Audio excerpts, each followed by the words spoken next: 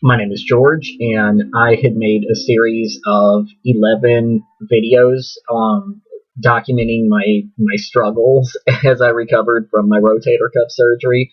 And the reason I made those videos is because there were a lot of videos on YouTube about rotator cuff surgery, but there was nothing that actually showed a real patient flailing around, trying to get dressed, trying to get out of bed and stuff. Uh, just those real life problems that you'll encounter. And so that's what I wanted to go ahead and make a series of videos that showed all of that stuff. So I did get asked by a few people how things turned out, and I was asked to do a final reflection video just to show you what worked and what did not work and overall how things went. So first of all, I'm an occupational therapist and I work for a school district. So I planned this surgery to take place on my first Monday off for summer break. That way I had the entire 2.5 months of summer vacation to recover. So my surgery, it was June 4th, 2018, and at this point I'm exactly 7 months post-op. So the surgery I had was to repair an incomplete rotator cuff tear, and I also had what's called a biceps tenodesis. So the repair of the rotator cuff, that involved debriding the tendon and implanting anchors. And the biceps tenodesis was done to relieve the inflammation that I was having with my biceps tendon. So basically, your biceps tendon, it normally attaches on the labrum, but the surgery, the biceps tenodesis surgery, is where they cut that attachment and they reattach the tendon to the humerus. So my incisions, they're really faded at this point, but I had for the laparoscopic rotator cuff repair, I have one incision here and then one in the back, and then I think one was like down here. No, it was up here, somewhere around there. And then for the biceps tenodesis, I had a longer incision right here.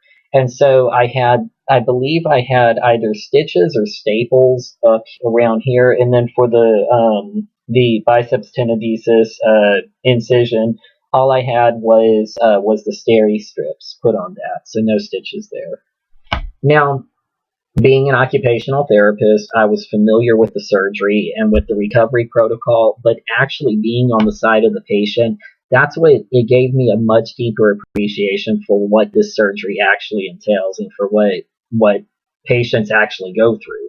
So here's some things that were beneficial for me and not beneficial.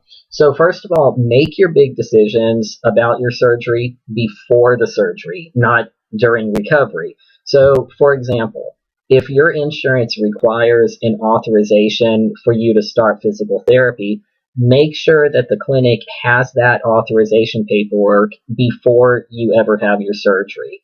So, and then also you want to make sure that your initial evaluation is on the schedule so that you're not having to stress out over all this stuff right at the start of your recovery. So, for example, with myself, like I said, my surgery was on June 4th, and my follow-up appointment was June 11th, and at that point I was going to be cleared for physical therapy. So what I did is a week before my surgery, I called up to the PT clinic. I scheduled my initial PT evaluation. I sent over all the paperwork because I wanted to make sure that I could start PT right away as soon as I was cleared to do it, and that there weren't going to be any kinks in that process. So the other thing is practice your daily living task before surgery. So figure out, for example, exactly how you're going to get in and out of the shower. Practice putting on your underwear and your pants with one arm and things like that, because that way you won't be having to problem solve as much when you're in the initial phase of your recovery. So having a caregiver is a must. You absolutely do not want to be moving around too much and jostling your arm during those first few days. And if you go back and you look at some of my videos, you'll see there's no way in hell I could have gotten around to the bathroom, to get dressed, that even sitting up in a chair was physically impossible by myself when I was in that initial recovery phase. So you want to make sure that you have a caregiver. About dressing, go ahead and make yourself one or two shirts. The easiest thing to do is to get a couple of button-down shirts that are a size too large, and then just cut the sleeves off. So then, you end up with this, there you go. And this, when you're trying to get dressed and you have the use of like one arm, something like this is very, very easy to get in and out of. Alright, so another thing is you want to make sure that you prepare your sleeping area. It's best if you can sleep in a recliner, but like myself, I didn't have a recliner, so what I did is I bought a wedge pillow. Let's try to get that. Okay, just a basic wedge, and I also bought a couple of these neck pillows, and that's how they normally go. But this way I could, just if I needed to adjust any of this so that I could feel more comfortable during the day or the night, I had the wedge, I had the two neck pillows, and this was a really inexpensive sleeping system. The other thing is you want to buy a shower chair and a handheld shower and have this stuff installed and ready to go before your surgery. I can't emphasize this enough. You should not try to stand up and shower during your recovery. It is not safe. And yeah, after your surgery, you're probably not going to be wanting to use that shower chair anymore. Maybe you don't want to keep the handheld shower. Maybe you like your old shower head. But think about the cost here. These items, including the installation, that's going to run you maybe about $75, $80. But falling down in the shower and tearing your arm up and having to go right back into surgery, that's going to be a lot more expensive. So, you just want to make sure that you have these preventative steps put in place. All right. So the other thing is, I was not prepared for putting on and removing the immobilizer. Nobody, not the doctor, not the nurse, nobody ever explained how to remove the immobilizer and put it back on. So I found myself cradling my arm, messing with all these straps, and it was very frustrating and scary as I was trying to do this. So what ended up working for me was, okay. So if I was wearing the immobilizer and I needed to take it off, I'd just undo this and remove it. Then to put it back on and do the waist strap again.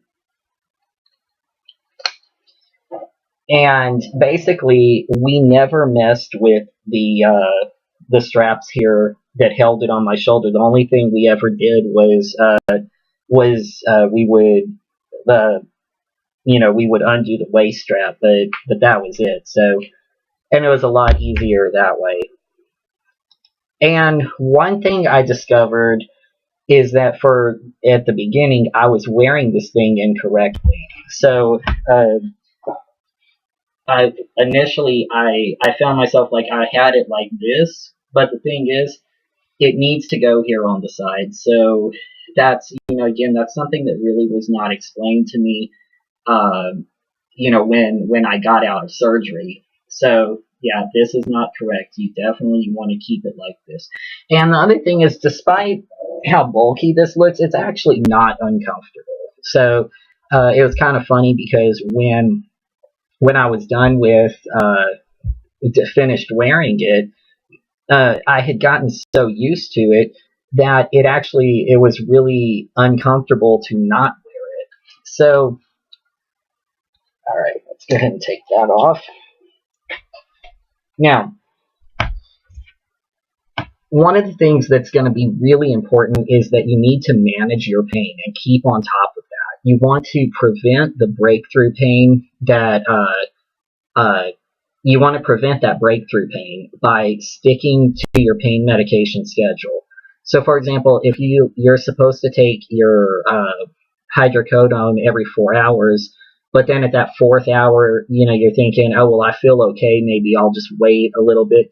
Don't do that. You still need to take your hydrocodone or your pain medication, because otherwise what's going to happen is that you're suddenly going to find yourself in severe pain if you skip the dose, and then your normal dosage is not going to cut it. So you want to just keep your pain, your medication, you want to keep that consistent. Don't skip your dosages.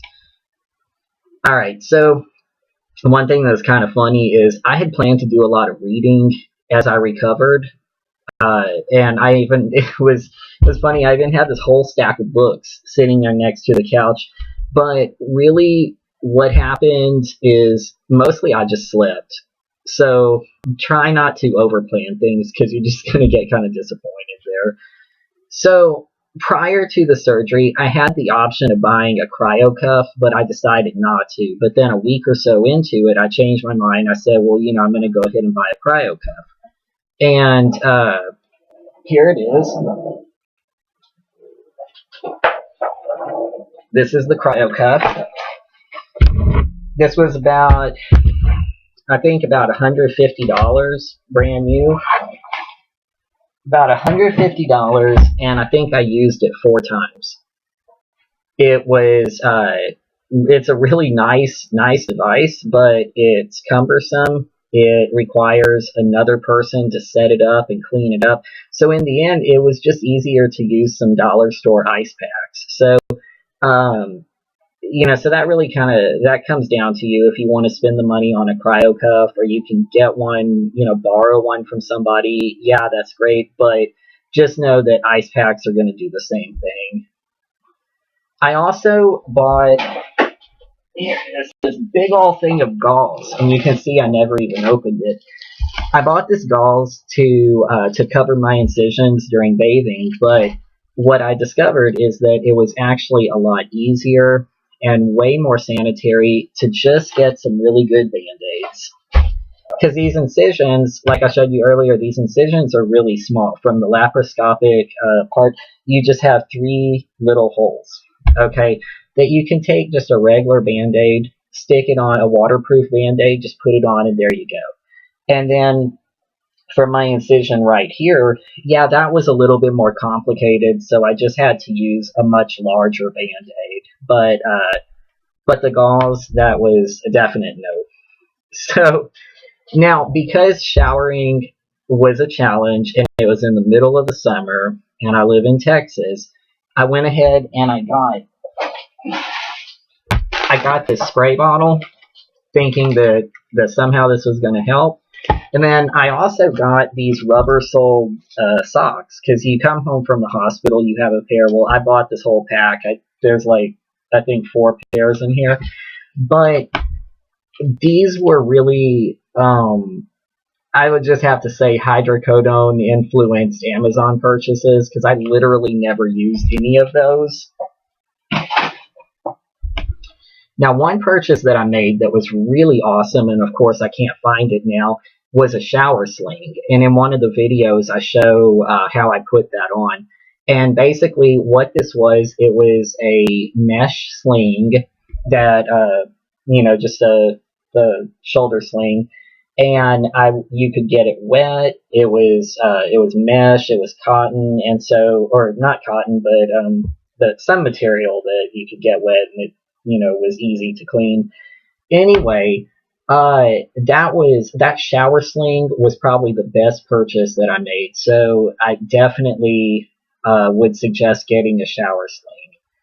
Now, about driving, they tell you not to drive, but I mean, let's be realistic. So I was driving.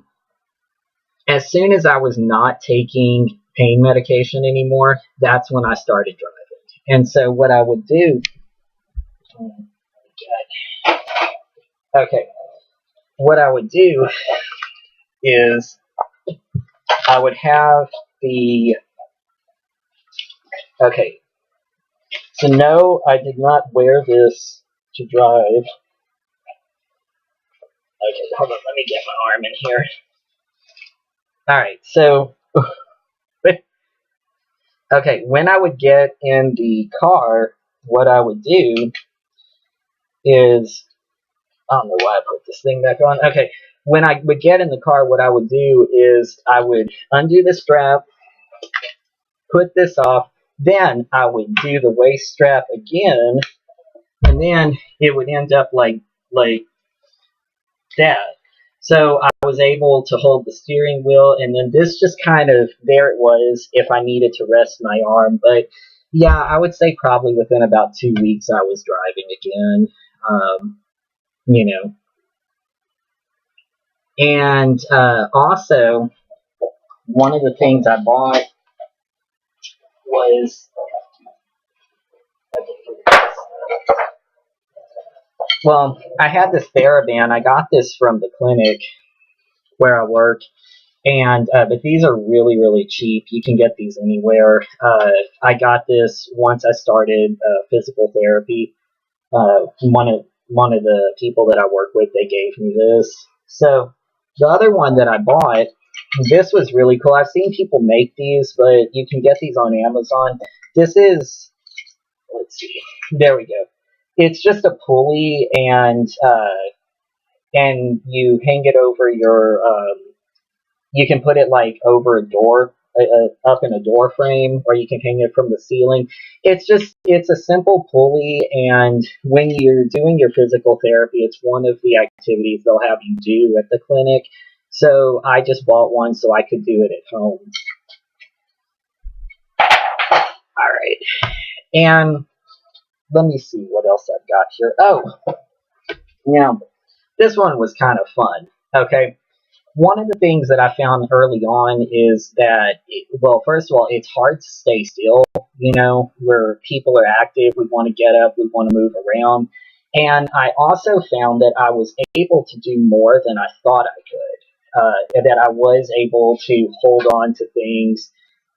It wasn't, I didn't have to be as delicate with my arm as I was being. So, tip this down a little bit.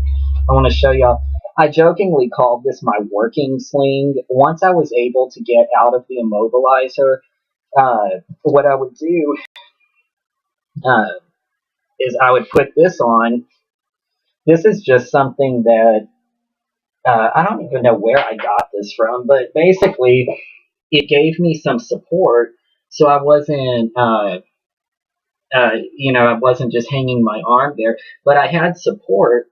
But I could basically go around. I could do anything. I could pick things up, and I think I wore this working sling for about a month after I got out of the immobilizer. So it gave me that extra support that I would need, but it wasn't really cumbersome or anything. Now, physical therapy was very difficult, and all I can tell you is that you need to be compliant with your exercises. If they tell you what exercises to do when you get home, you need to do it. Make sure you find time to do it. Rubbing your arm with icy hot, that is helpful before doing your exercises, because the exercises are going to be painful. And one thing that was kind of interesting was that I got really frustrated about halfway during my recovery, because I felt like I wasn't recovering fast enough, and also I was worried that I was messing my arm up, that I was going to push it too hard or not hard enough. And despite being an occupational therapist and having knowledge about the surgery, there were some times that I had these irrational fears that, like, oh, I was never going to regain function, or I was going to mess it up somehow. So you just really got to trust your physical therapist and do what they tell you to do. And that's what I did, and I pushed through it, and I did pretty well, I think. And at this point, I'm 7 months post-op, and I still have some stiffness with internal rotation. Um, like reaching behind your back, scratching, things like that, crossing over like this. And that internal rotation, that's the final movement to return after you have this kind of surgery. And so I'm still even though I was discharged from physical therapy, I'm still doing exercises to help relieve some of that stiffness.